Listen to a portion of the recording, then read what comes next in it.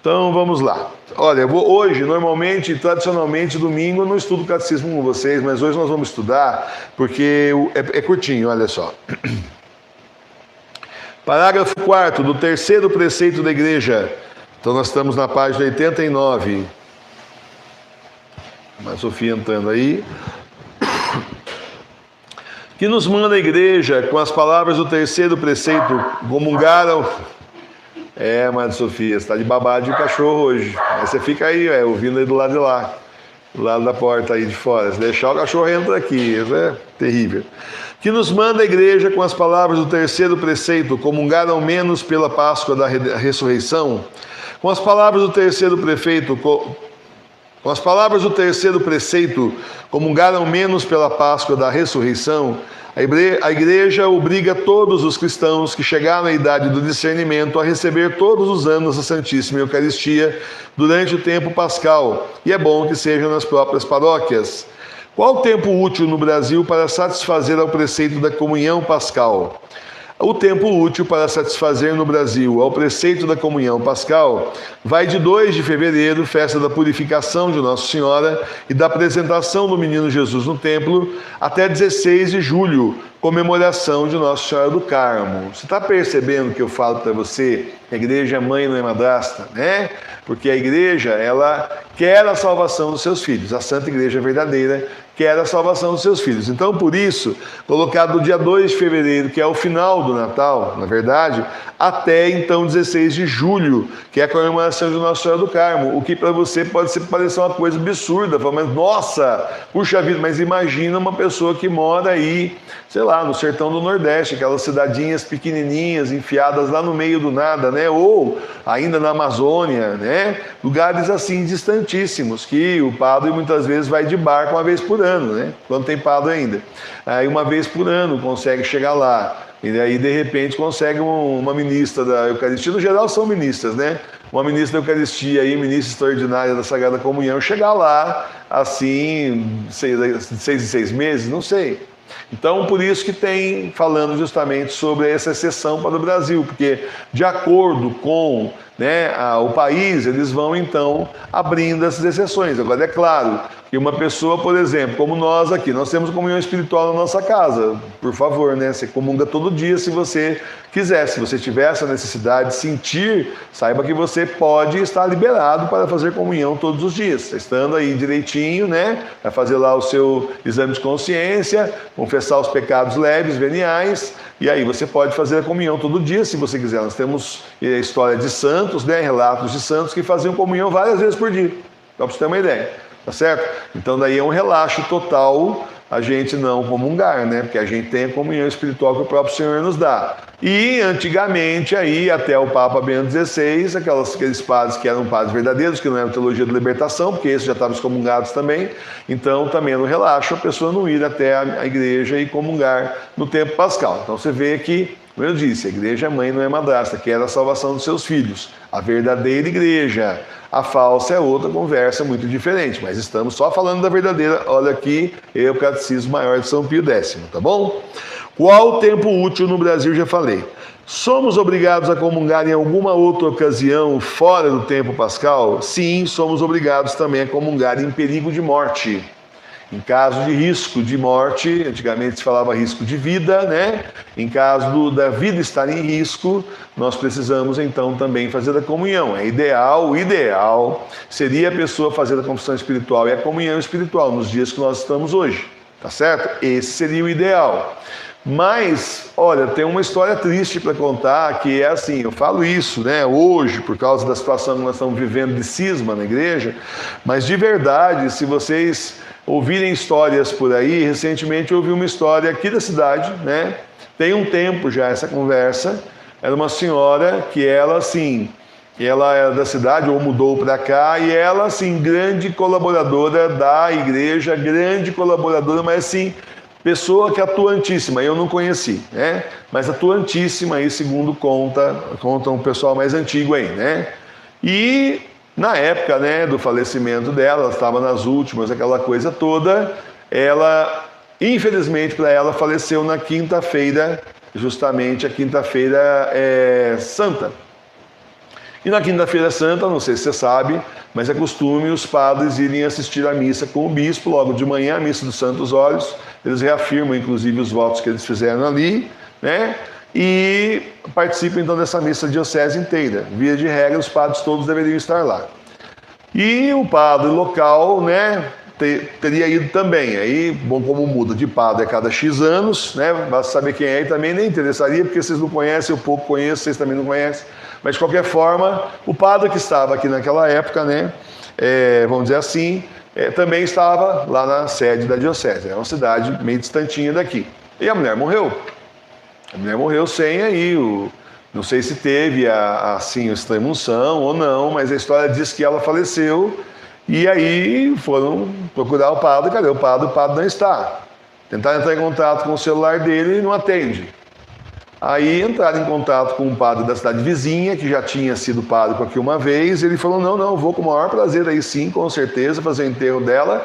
Vou fazer mais, vou fazer a missa de corpo presente, porque ela é uma pessoa muito atuante na nossa comunidade, muito responsável pelo crescimento da paróquia. Eu me proponho a fazer a missa de corpo presente. Aí falaram para ele, vamos buscar o senhor, padre, não precisa, eu estou indo com o meu carro, estou saindo daqui já.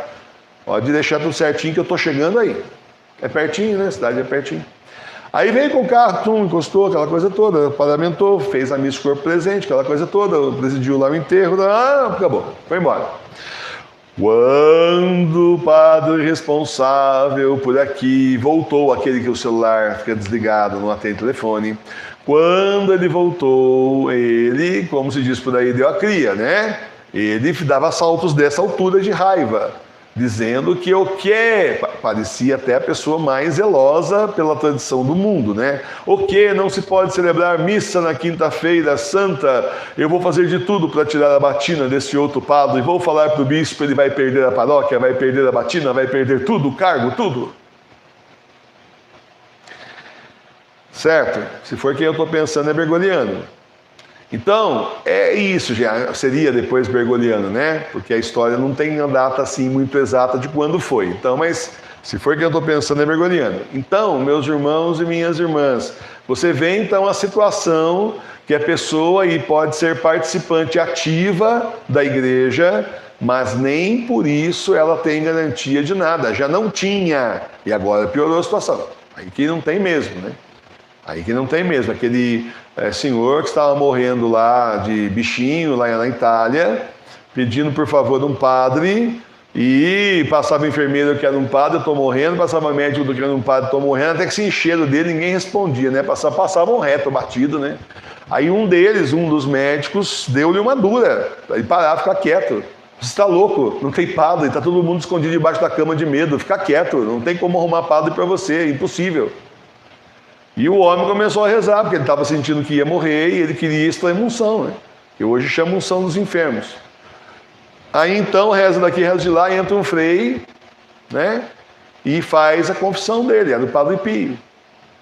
Deu direitinho, né? Extrema-unção, deu comunhão, deu tudo e foi embora. Aí depois disso, então, né? Ele falou que alguém chegou lamentando, ele falou, não, mas o padre já esteve aqui. Que padre? Não teve padre nenhum aqui. Não, o frei, você não viu o frei? Acabou de sair pela porta aqui, é do Padre Pio. Então, e o homem não morreu. Simplesmente viveu para contar a história. Sarou e viveu para contar a história. Então, essas são as histórias que acontecem por aí. Então, essa gente concentra muito neles, todos os sacramentos neles, e depois não estão à disposição. Essa é a grande verdade. Não estão disponíveis. Não estão disponíveis. E isso já faz tempo. É uma outra história um pouquinho mais antiga do que isso. Em Taubaté, na catedral, o padre estava celebrando a missa e também um paroquiano ali, gente conhecida, estava morrendo no hospital. Ele falou, não posso, eu estou celebrando a missa. O senhor não pode chamar outro? Não, vou terminar aqui, depois eu vou. E quando ele chegou lá, o homem tinha morrido já. E era participante também da igreja. Então, meus irmãos, é melhor a gente receber a confissão, fazer a confissão espiritual, é melhor fazer a confissão espiritual, fazer a comunhão espiritual, rezar o terço da misericórdia, se preparar para encontrar com Deus se a nossa hora chegar antes do Senhor voltar. Vai que no plano dele a gente chega antes. Teve gente aí que jurou de pé junto, disse isso durante anos, que ia ver o triunfo do Imaculado Coração. E não está mais aqui entre nós, morreu. Está enterrado aí devidamente.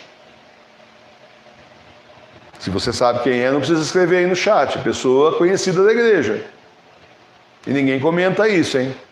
Antigamente, todo mundo comentava na internet, ele já falou, que quando ele vai ver o triunfo de uma colaboração. Quando ele morreu, todo mundo boca de siri, virou santo, já estão chamando ele de santo na internet, e boca de siri. Entendeu? Então, funciona dessa forma. Vamos realmente contar com o Senhor e com a inestimável ajuda e misericórdia do Senhor, porque é só com o Senhor que nós estamos, é o sumo sacerdote da igreja. Mas é uma forma errada de dizer, professor Emílio, porque só o sumo sacerdote, só Deus, não é só. Nós temos o sumo sacerdote da igreja conosco, que é nosso Senhor Jesus Cristo. O dono da igreja está conosco, então, e nos chamou justamente para essa missão e para a gente ensinar os outros também, ajudar quem está aí falecendo a fazer uma confissão espiritual ali. A pessoa não precisa confessar por favor. Se você for ajudar uma pessoa doente a fazer a confissão, primeira coisa que fala para ela, se você quiser, eu posso ajudar você a fazer. Sabe fazer confissão espiritual? Não sei. Eu posso ajudar você. Eu tenho um livrinho aqui, Manual da Igreja Doméstica. Eu posso ler até uma listinha de pecado para ajudar você no exame de consciência, se você achar que a pessoa vai durar mais 1 hora, Senão não adianta também. É só fazer realmente um exame de consciência rápido ali, o máximo possível, senão a pessoa morre antes de terminar, E aí então, eu posso ajudar você, mas por favor, não ouça os pecados da pessoa. Você explica para ela, você não vai falar nada para mim, você vai falar com Jesus por intercessão do Padre Pio. Não fale para mim, eu não é para ouvir os seus pecados, não, faça favor. Eu não sou padre, não posso. E se a mulher é mais claro ainda que não é padre, não é padra também, Então não posso, que não existe padra, não posso ouvir os seus pecados, não. Mas eu posso te ajudar, você vai confessar com o Senhor, por intercessão do Padre Pio, se aceitar, eu te ajudo a se preparar. E também te ajuda a fazer a comunhão espiritual. E depois vamos rezar o terço da misericórdia. Pronto, está ajudando um doente aí terminal, uma pessoa aí moribunda que está prestes a expirar, a então fazer aí essa travessia, A deixar essa vida e prestar contas a Deus.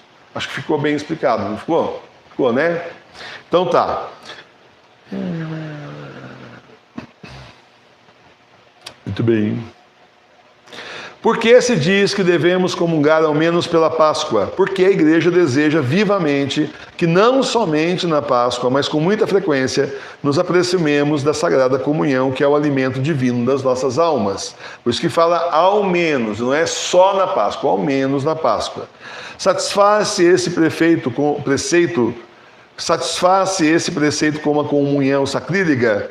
Quem fizer uma comunhão sacrílega não satisfaz ao terceiro preceito da igreja, porque a intenção da igreja é que se receba esse sacramento com o fim para o qual foi instituído, isto é, para a nossa santificação. E quando é que você faz uma comunhão sacrílega? Por exemplo, você está em pecado mortal e vai receber comunhão, como assim? Sabe, você tem que estar em estado de graça. Você não pode receber a comunhão se tiver um pecado mortal. Você tem que fazer a confissão primeiro. Hoje em dia, a confissão espiritual primeiro. Depois, então, você vai fazer a comunhão espiritual. É assim que funciona. Certo? Então, não é se aproximar com o pecado mortal. Isso você não pode. Então, meus irmãos, tudo é muito sério. Nós temos que ter um cuidado com o Senhor, um zelo pelas coisas de Deus, pelas coisas da Santa Igreja, pela Sagrada Tradição, Sagrado Magistério, Sagrada Escritura. O zelo tem que nos consumir, como consumia nosso Senhor, tem que nos consumir também, a gente ser muito zeloso, muito cuidadoso. Não é só porque estamos na igreja doméstica que vamos fazer o que a gente quiser. Não é, gente. A igreja doméstica é um pedacinho da Santa Igreja. É Santa Igreja também, é uma célula da Santa Igreja. Você entende isso? São células da Santa Igreja que formam a paróquia. Nós somos parte do corpo místico do Senhor. Tem gente aí que se esforça para ser corpo místico do anticristo. Nós somos corpo místico de Cristo. Nós formamos o corpo místico de Cristo. Somos parte do corpo místico de Cristo. O Senhor é a cabeça, nós somos a parte do corpo. Então, por favor, não vamos aí a gente mesmo relaxar e dar mau exemplo. Não.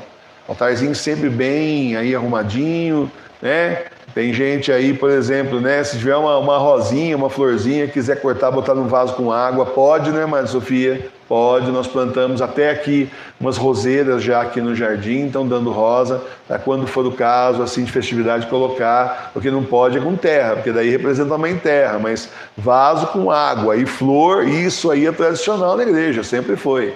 Sem a raiz, só o caule cortado. Ô professor, mas aí a flor vai desaparecer. Gente, ela vai desaparecer no pé. O ciclo de vida e morte é para todo mundo. Ela vai desabrochar, ela vai ficar linda, maravilhosa, depois ela vai secar. Lembrando para todos nós que a nossa vida também passa. Uma lembrança que o Senhor está dando para nós, um alerta que a nossa vida também passa. Então pode colocar, não vai deixar água suja lá no vaso, né? Você olha aquela água assim, tá aquela cor estragada, já aquele cheiro horrível. E aí você não está enfeitando o seu altar, você está assim, nossa, desrespeitando o Senhor e Nossa Senhora, né? E aí então, meus irmãos, cuidar bem do Senhor, mas tudo isso é a parte estética, né? Agora quero ver a parte do coração, da oração, estar sempre ali fazendo companhia para o Senhor, ser assim a pessoa mais importante da sua casa, o nosso Deus que está aí, no altar da sua igreja doméstica. Eu sei que às vezes demora para cair a ficha, não demora? Então, mas é bom cair a ficha porque está no fim. Então faça favor de... você lembra o telefone orelhão? Eu trabalhei numa fábrica, o primeiro emprego que eu tive assim, mais assim registrado, né? Eu trabalhei numa fábrica que eu fui fazer estágio, me registraram numa fábrica que arrumava telefone, consertava telefone, né? E eles fabricavam orelhão, esses orelhões, né? E fazia telefone residencial também. E você lembra do orelhão? Quando você punha a ficha assim, ficava aquela fichinha de metal, quem é mais velho lembra, mas a Sofia não nem conheceu isso aí, mas quem é mais velho lembra. Aquela fichinha de ferro, você punha ali, de metal, o negócio não descia, você dava uns tapas no negócio para descer, né? Aí descia, né? Às vezes enroscava no mecanismo lá, tinha que dar um tapa e ele descia. Então é bom dar um tapa na cachola aí, ver se dá uma sacudida na cachola para cair a ficha, o Senhor está na sua casa. É esse que é o negócio. E merece toda a sua reverência, todo o seu amor e toda a sua adoração. Tá bom? Que grande graça que nós recebemos e que nós não merecíamos e recebemos. Então faça por merecer.